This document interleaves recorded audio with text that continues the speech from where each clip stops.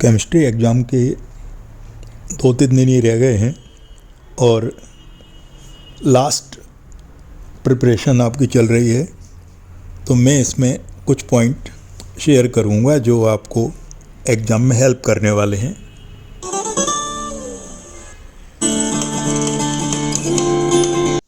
कुछ टॉपिक ऐसे हैं जो एग्ज़ाम में बार बार आए हुए हैं, तो उनके आने के चांस ज़्यादा हैं।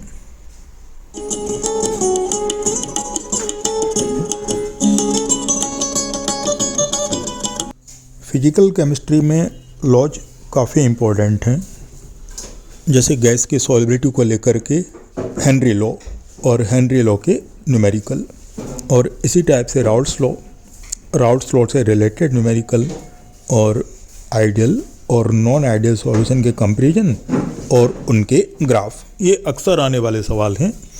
और इसी टाइप से मोलर कंडक्टिविटी और इक्विवेलेंट कंडक्टिविटी को लेकर के कोलरॉस लॉ और कोलरॉस लॉ से रिलेटेड न्यूमेरिकल्स और उनके एप्लीकेशंस। और इलेक्ट्रोकेमिस्ट्री में ही है फैराडे लॉ, इसी टाइप से फैराडे लॉ के न्यूमेरिकल भी ठीक से करने हैं।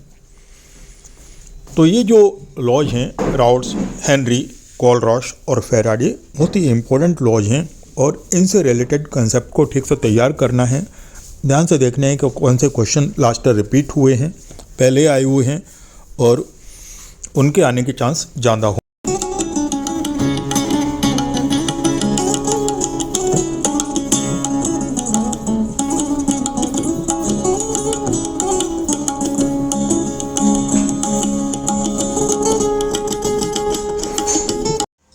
बॉइलिंग पॉइंट एलिवेशन और फ्रीजिंग पॉइंट डिप्रेशन, इनके फार्मूले भी ठीक से तैयार कर लेना है। KF और KB इनके प्रॉपर डेफिनेशन और इनके जो क्वेश्चन NCERT में दिए गए हैं, तो वो मदद करेंगे आपको, क्योंकि क्वेश्चन की लैंग्वेज लगभग वैसी ही रहती है। न्यूमेरिकल क्वेश्चन की जहाँ तक बात है, तो नस्ट इक्वेशन एक बढ़िया टूल है और दूसरा है फर्स्ट ऑर्डर काइनेटिक। इनके सवाल CBSE बोर्ड में बहुत बार पूछे गए हैं। तो अगर 3 बात पर ध्यान पे किया जाए, Nernst equation, first order kinetic और राउल्ट्स लॉ के न्यूमेरिकल, तो न्यूमेरिकल वाला पोर्शन आसानी से हो जाता है, तो ज़्यादा परेशान होने की नीड नहीं है।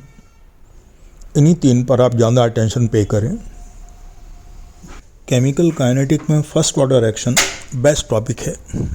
इसके एग्जाम्पल, इसके न्यूमेरिकल, हाफ लाइफ से रिलेटेड न्यूमेरिकल्स, सारे क्वेश्चन काफ़ी इंपॉर्टेंट हैं। जो भी क्वेश्चन पिछले एग्जाम से पूछे गए हैं रिवाइज कर लें, लिख के देख लें, आंसर वैसे ही लिखें जैसे NCERT में लिखे रहते हैं, तो फर्स्ट ऑर्डर काइनेटिक की प्रॉब्लम तो सॉल्व हो जाएगी और ठीक से आप इसको कर पाओगे। इनऑर्गेनिक केमिस्ट्री में 7 मार्क्स के 2 टॉपिक हैं, D एंड A ब्लॉक, और दूसरा है कोऑर्डिनेशन कंपाउंड। तो D ब्लॉक में क्या करना चाहिए? D ब्लॉक में हमें अटेंशन पे करना चाहिए पोटेशियम परमैंगनेट और पोटेशियम डाइक्रोमेट पर। तो पोटेशियम परमैंगनेट और पोटेशियम डाइक्रोमेट, इनके बनाने के मेथड, प्रॉपर्टी, और इसके अलावा है chromyl chloride test. Chromyl chloride test भी कई बार एग्जाम में पूछा हुआ है, तो इसको हम ठीक से तैयार कर लेंगे। और इसके अलावा इलेक्ट्रॉनिक कॉन्फ़िगरेशन, D और F ब्लॉक दोनों एलिमेंट्स की, D और F ब्लॉक के एलिमेंट्स की जो कंपैरिजन टेबल NCERT में दी गई है, वो भी काफ़ी हेल्पफुल है। लेंथेनाइट कॉन्ट्रैक्शन पर एक ब्रीफ तैयार कर सकते हैं, ब्रीफ पैराग्राफ तैयार कर सकते हैं, वो भी एक बढ़िया क्वेश्चन है। लेकिन कॉपर और क्रोमियम के इलेक्ट्रॉनिक कॉन्फ़िगरेशन तो काफ़ी बढ़िया क्वेश्चन है। कभी कभी इनके मेल्टिंग पॉइंट और बॉइलिंग पॉइंट से रिलेटेड भी क्वेश्चन पूछे गए हैं, लेकिन थोड़े कम पूछे गए हैं, तो आपको ध्यान इन पर देना है। कॉम्प्लेक्स में आइसोमेरी वाला topic, linkage isomerism, hydrate isomerism और ज्योमेट्रिकल आइसोमेरिज्म, ये कुछ बढ़िया टॉपिक हैं जो कॉम्प्लेक्स कंपाउंड में हमें हेल्प कर देंगे, तो इन पर हम ध्यान दे सकते हैं। ये ध्यान रखना है कि हमें ऑप्टिकल और ज्योमेट्रिकल दोनों आइसोटोप पढ़नी है। और इसके अलावा क्रिस्टल फील्ड थ्योरी को ठीक से तैयार करना है और क्रिस्टल फील्ड एनर्जी निकालने का फार्मूला भी इसमें हमें आ सकता है। पहले बहुत डिटेल क्वेश्चन इस पर नहीं आए हैं, लेकिन अब आ सकते हैं, तो हमें इसके लिए सावधान रहना चाहिए और कर भी लेना चाहिए। हैलोजन डेरिवेटिव में substitution reaction, nucleophilic substitution, SN1 और SN2 दोनों का कंपैरिजन, दोनों के एग्जाम्पल, दोनों के बढ़ते हुए ऑर्डर और घटते हुए ऑर्डर वाले क्वेश्चन ध्यान से करने हैं इनको।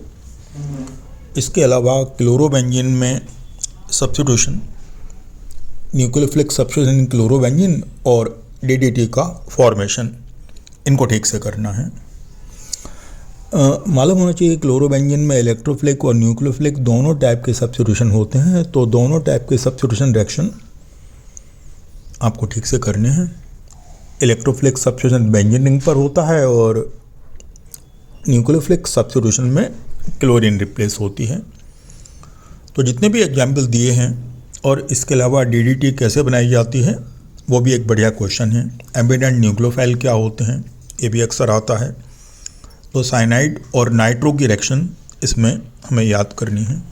एल्कोहल और कार्बोनिल कंपाउंड के टॉपिक में काफ़ी बड़ा टॉपिक है, तो इसमें एल्कोहल का डिहाइड्रेशन काफ़ी इंपॉर्टेंट रिएक्शन है और डिहाइड्रेशन का सीक्वेंस। एल्डिहाइड कीटोन में कैनिजारो और एल्डोल कंडेंसेशन दोनों के सवाल अक्सर आए हुए हैं, आते रहते हैं, तो इनका रिवीजन करने से फ़ायदा होगा। और बेंजल्डिहाइड की पर्किन रिएक्शन, क्रॉस एल्डोल वगैरह पर उतना ध्यान नहीं देना है। Simple aldol, simple Cannizzaro reaction से काम 12th में चल जाता है। इसके अलावा एल्कोहल का लुकास रिएजेंट टेस्ट और विक्टर मेयर टेस्ट दोनों ही पहले कई बार आए हुए हैं, तो इनका भी एक फ्रेश रिवीजन हो जाना चाहिए। कार्बोक्सिलिक एसिड में कार्बोक्सिलिक एसिड की स्ट्रेंथ अक्सर आती है और उनसे रिलेटेड क्वेश्चन, लॉजिकल क्वेश्चन भी आ जाते हैं, तो इन बातों पर खास ध्यान देना है हमें। और इसके अलावा आइडोफॉर्म रिएक्शन एक बढ़िया चीज़ है जिसकी तैयारी करने से एक बढ़िया क्वेश्चन हमारा सॉल्व हो जाता है।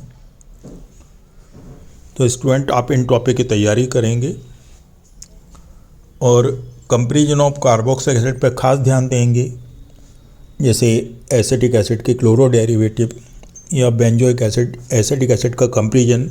एक ऑर्थो इफेक्ट एक बढ़िया क्वेश्चन है, जो कार्बोक्सिलिक एसिड से रिलेटेड ऑर्थो इफेक्ट है, वो भी एक अक्सर आजमाया हुआ क्वेश्चन है। और आपको मालूम होना चाहिए कि ऑर्थो सब्स्टिट्यूटेड बेंजोइक एसिड के कंपेयर में ज़्यादा स्ट्रॉन्ग होते हैं और ऐसा स्टेरिकल हिंड्रेंस की वजह से होता है। तो ये सब्जेक्ट आपको ठीक से तैयार कर लेना है। अमाइंस में गैब्रियल थैलेमाइड रिएक्शन और हॉफमैन ब्रोमोमाइड रिएक्शन, ये कुछ खास रिएक्शन हैं। कार्बिलमिन रिएक्शन तो बार बार आई हुई है, तो कार्बिलमिन रिएक्शन पर अटेंशन पे करना है। हॉफमैन ब्रोमोमाइड रिएक्शन है और गैब्रियल थैलेमाइड रिएक्शन है। इसके अलावा अमाइंस की बेसिक स्ट्रेंथ दोनों में, एक्वा सॉल्यूशन में और गैस स्टेट में, आपको मालूम है गैस स्टेट में अमाइंस का basic strength 3 degree, 2 degree, 1 degree होता है और एक्वा सॉल्यूशन में यूजुअली वो 2 degree greater than 3 degree greater than 1 degree होता है। तो इन क्वेश्चंस को भी ध्यान से करना है। एनिलीन एक बढ़िया टॉपिक है और एनिलीन का मोनोब्रोमिनेशन और नाइट्रेशन कंट्रोल करके करते हैं। जब कंट्रोल करके नाइट्रेशन करते हैं, एनिलीन का डायरेक्ट नाइट्रेशन करने से ऑर्थो, मेटा, पैरा तीनों डेरिवेटिव बनते हैं, जिनमें ऑर्थो सबसे कम बनता है और पैरा सबसे ज़्यादा बनता है। और जब कंट्रोल नाइट्रेशन करते हैं एसिटाइलेशन करने के बाद, तो भी ऑर्थो पैरा दोनों बनते हैं और पैरा ही प्रोडक्ट ज़्यादा बनता है। तो इन बातों को ध्यान देने से भी एक बेनिफिट हमें मिलेगा। तो अमाइंस के टॉपिक की खास बातें ये हैं। गैब्रियल थैलेमाइड रिएक्शन में खास बात याद रखनी है कि केवल एलिफेटिक प्राइमरी अमाइन को बनाने के लिए यूज होती है। इससे हम एरोमेटिक अमाइन या विनाइल अमाइन नहीं बना सकते हैं, सिर्फ एलिफेटिक प्राइमरी अमाइन बना सकते हैं। और कुछ टॉपिक जो सामने आपको दिखाई दे रहे हैं उन पर स्पेशल अटेंशन पे करें तो अमाइंस वाले टॉपिक की एक चिंता आपकी दूर हो जाएगी और नेचुरली आप गुड फील करेंगे, मस्ती फील करेंगे। बायोमॉलिक्यूल में एनोमर और एपीमर ये दोनों डेफिनेशन, म्यूटर रोटेशन का कंसेप्ट ज़्यादा बड़ा नहीं, शॉर्ट में कंसेप्ट म्यूटर रोटेशन का, और पेप्टाइड बॉन्ड। प्रोटीन में पेप्टाइड बॉन्ड क्या है, किस में होता है, प्रोटीन की स्ट्रक्चर भी एक बढ़िया क्वेश्चन है, primary structure, secondary structure, good question है। तो ये क्वेश्चन बायोमॉलिक्यूल के आपको हेल्प करेंगे।